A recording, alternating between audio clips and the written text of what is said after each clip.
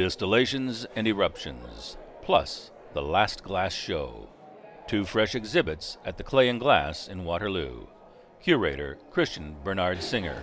I wanted to welcome you all to this exhibition, Distillations and Eruptions, and the Last Glass Show, the next glass show in the other space.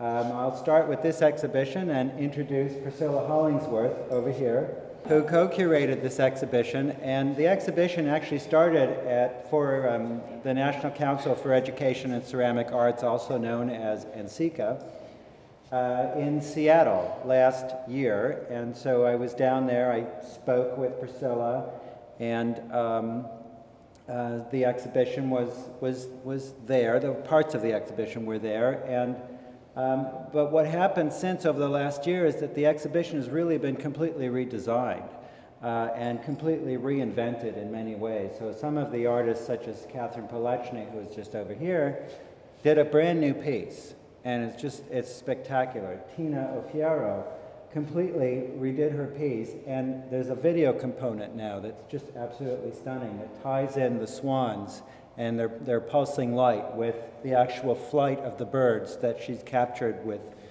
cameras on their necks. And then we have Patsy Cox in the Tower Gallery.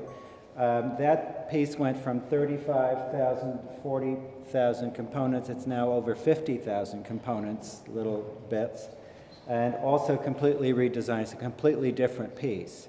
And then we brought in another artist from British Columbia. There you are, Diana Lynn Thompson, from Salt Spring Island, actually. And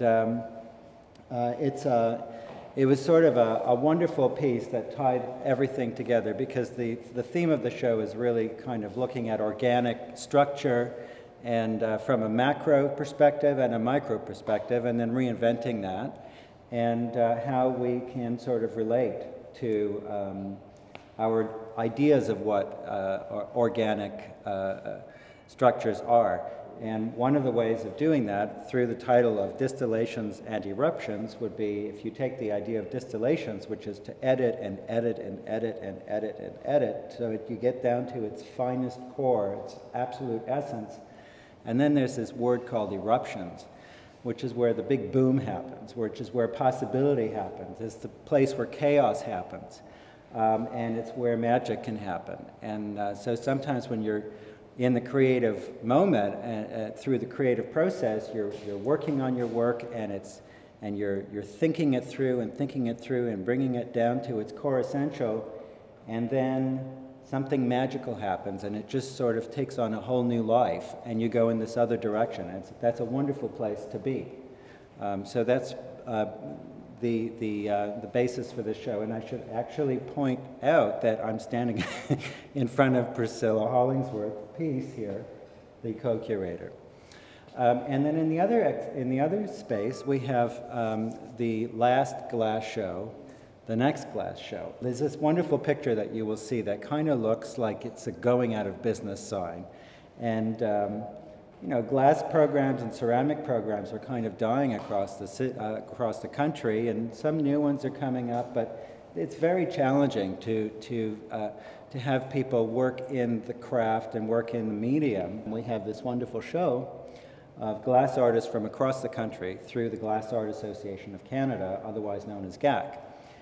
Part of that exhibition also is Outlaw Neon's neon piece with Oris Tataran and Alfred Engerer, who actually did a much larger piece than they had originally anticipated, because we tied this in with our very successful gala.